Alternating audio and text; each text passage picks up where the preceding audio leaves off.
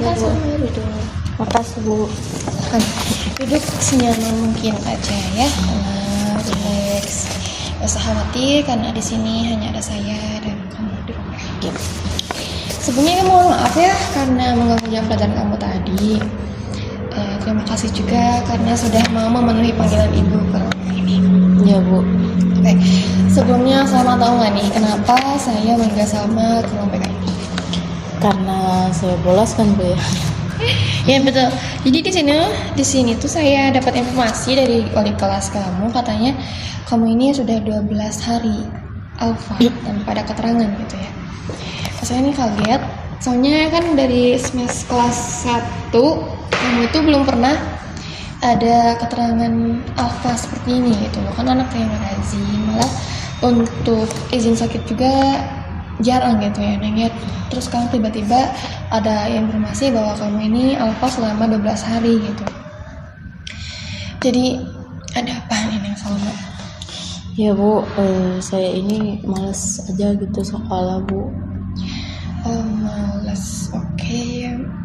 Kalau boleh tahu apa nih penyebab dari kemalasan Neng Salma ini? Saya udah gak minat lagi gitu, Bu, belajar. Saya bosan gitu. Bosan, oke. Kalau boleh tahu bosan itu karena apa ya? Apa karena guru-gurunya yang galak kah? Atau mungkin karena teman-temannya yang tidak menyenangkan kah? Atau ada apa gitu? Bukan, Bu, hanya bosan saja, Bu. Karena orang rajin kan ada saatnya ada rasa gitu. Muncul rasa malas gitu, Bu. Oke. Jadi begitu ya. Iya, Bu. Oke, baik. Saya awalnya khawatir kamu itu mungkin ada masalah besar hingga kamu tuh malas ke sekolah gitu. Tapi ternyata tidak ada masalah ya Ning ya. Ya, semua orang punya masalah kan, Bu ya. Tapi saya juga punya masalah, tapi tidak ada hubungannya dengan sekolah gitu, Bu. Kalau gitu, ya meskipun masalahnya tidak ada hubungannya dengan sekolah, kamu boleh kok minta untuk didengarkan mengenai masalah kamu atau menjelaskan masalah kamu kepada saya gitu. Karena meskipun itu tidak ada hubungannya dengan sekolah, kamu bisa cerita itu pada saya. Kamu tidak usah khawatir karena saya kan guru BK, jadi pasti memiliki kerahasiaan. Jadi rahasia kamu tidak akan saya sebarkan kepada orang lain gitu. Iya, Bu, sebenarnya setelah libur kenaikan kelas kemarin, ayah dan ibu saya itu jadi sering bertengkar gitu, Bu. Jadi waktu libur sekolah kelas 1 kemarin kelulusan ya, kamu tuh melihat orang tua kamu bertengkar. Iya, Bu. Ternyata sebelum libur kenaikan kelas mereka juga sering bertengkar. Cuma saya tidak tahu karena saya pulang sekolah kan sore, Bu ya. Saya tahu ini dari adik saya yang masih kecil, sekarang baru kelas 2 SD gitu kan. Jadi dia yang sering menyaksikan kedua orang tua saya bertengkar gitu, Bu. Apa ini pertama kalinya kamu menyaksikan mereka bertengkar? Ya, Bu, saya sangat ketakutan ketika melihat orang tua saya bertengkar. Saya merasa bersalah gitu pada adik saya karena saya tidak ada di sisinya gitu ketika orang tua saya bertengkar gitu. Pasti adik kamu memang terguncang sekali. Lalu sekarang bagaimana keadaan adik kamu? Adik saya baik-baik saja, Bu. Hanya saja dia membenci ayah sama ibu gitu. Saya pun begitu. Oke, jadi tadi baru kamu itu menyaksikan orang tua kamu bertengkar saat hari libur dan kamu semakin terkejut karena ternyata orang tua kamu emang sering bertengkar gitu, tapi hanya disaksikan oleh adik kamu saja. Iya, Bu, saya tidak bisa membayangkan gitu anak sekecil itu harus melihat orang tuanya bertengkar gitu. Kalau boleh saya tahu nih, boleh tolong ceritakan seperti apa kronologisnya pertengkaran orang tua kamu? Ya, Bu, mereka bertengkar karena hal-hal yang sepele gitu, seperti anak kecil gitu. Mereka sudah dewasa tapi kok nggak bisa mikir gitu, kenapa harus bertengkar gitu, dengan cara bertengkar gitu menyelesaikan masalahnya tuh gitu. untuk bertengkarnya itu seperti apa ya, Neng? Jadi saat saya libur sekolah, ibu saya tuh kan pernah kesiangan gitu ya Bu ya. Terus ayah saya tuh marah sama ibu saya karena belum menyiapkan sarapan gitu, dan saya juga mencoba untuk melerainya gitu, tapi ayah saya malah balik marah pada saya gitu. Begitu. Kalau pertengkaran itu apakah sering terjadi?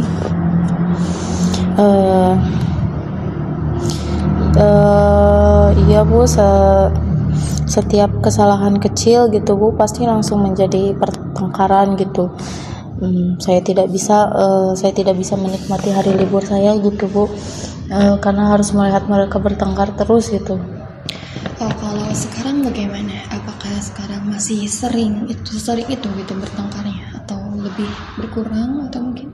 Saya tidak tahu Bu, tapi saat saya beberapa kali bolos gitu, orang tua saya mulai udah agak enggak bertengkar lagi gitu. Oke. Jadi kamu ini sebenarnya terkejut karena menyaksikan orang tua kamu bertengkar, apalagi dari libur, dan ya kamu merasa bersalah kepada adik kamu karena kamu merasa seharusnya saya ada di rumah lebih cepat, jadi bisa melindungi adik kamu dari menonton kegiatan bertengkar orang tua kamu gitu ya, Neng ya? Iya Bu, saya jadi nggak bisa fokus gitu Bu, pada pelajaran. Saat mau ngobrol sama teman juga saya sering ngelamun gitu, jadi saya tidak fokus karena jadi tidak memiliki semangat lagi gitu Bu. Gitu. Oke. Gini. Lalu bagaimana dengan perasaan kamu sendiri? Karena tadi kan kamu lebih memikirkan mengenai adik kamu terus gitu ya. Saya ingin mengetahui nih, gimana perasaan Salma mengenai sekolah? Ya Bu, saya sangat kesal Bu, mereka membuat keharmonisan di rumah itu hancur gitu Bu, hilang seketika. Salah sedikit langsung bertengkar gitu, salah bicara sedikit langsung bertengkar. Saya kesal Bu.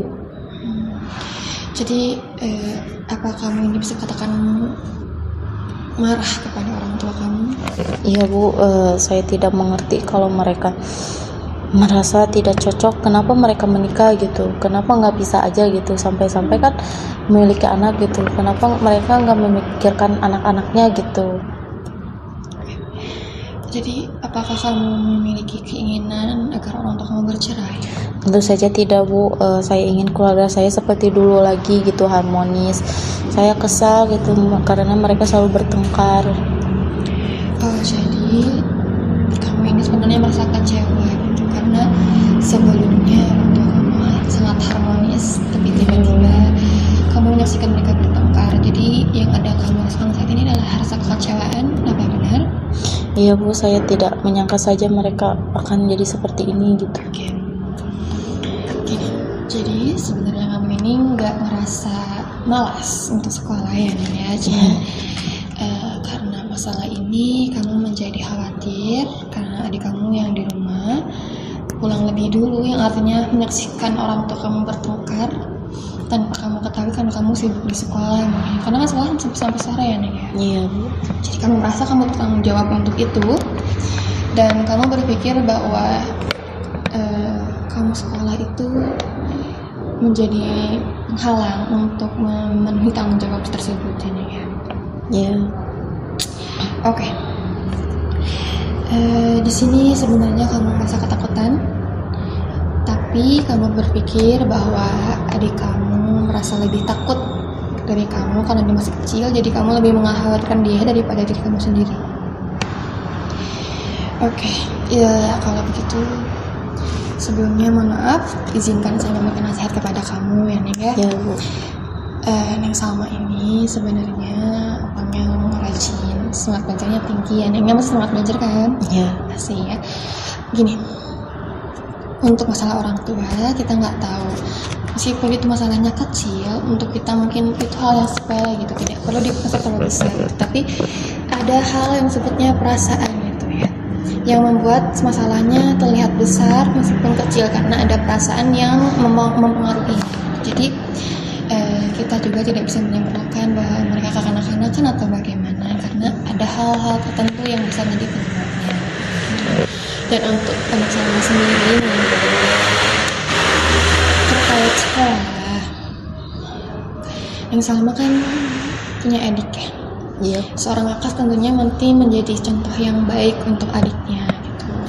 Kalau yang Salma sendiri malas sekolah, nanti ketahuan sama adiknya, cuma mungkin teteh kenapa nggak sekolah-sekolah, kenapa ada di rumah terus, mungkin kenapa biasanya kan teteh pulangnya sore kok udah ada di rumah, pasti kan adik kamu akan tahu gitu, akan menyadari hal itu gitu. Pasti adik kamu berpikir, teteh aku mungkin bolos, nanti bagaimana kalau dia malah ngikutin kamu kalau dia bolos. Jadi saya rasa gitu, emang masalah kamu ini cukup berat, tapi jangan sampai kamu melupakan kewajiban kamu sebagai seorang pelajar. Ya Bu. Lalu Neng ya,